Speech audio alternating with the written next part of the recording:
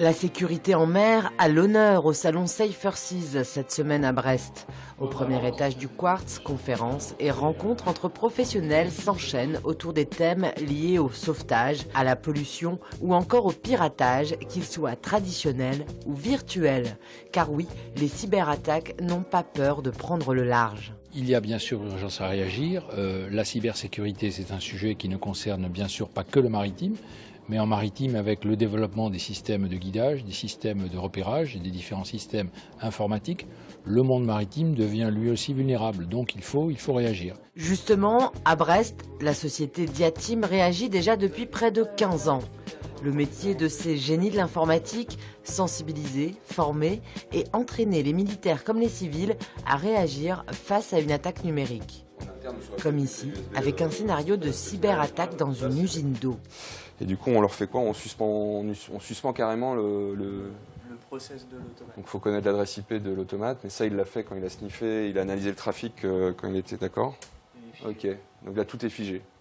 Ok, donc là on a suspendu complètement l'usine. Et parmi leurs élèves, des marins, militaires ou marchands qui ne se rendent pas toujours compte des portes ouvertes que leur connexion omniprésente offre aux hackers mal intentionnés. On est là pour entraîner, mettre les gens en situation et leur dire bah voilà, vous avez vu, tous vos mots de passe dans l'entreprise, ils font jamais plus de 5 lettres. Donc en 15 minutes, tout est tombé. Sauf que du coup j'ai accès au truc, j'ai accès au VPN, donc je peux aller sur le compte de... Voilà, et on fait un scénario. Et là je fais tomber le site. Et vous faites quoi?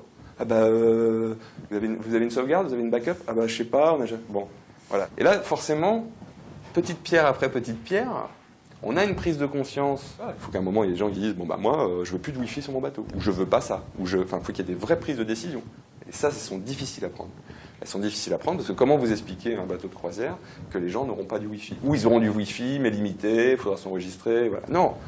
Les gens, ils vont en croisière, ils veulent du Wi-Fi, ils veulent ci, ils veulent pouvoir se connecter, il y a des postes en libre-service, il y a des...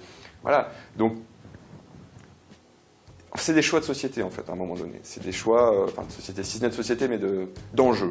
Des choix à faire rapidement, puisque chaque jour qui passe, le numérique prend de l'avance sur nos cerveaux analogiques.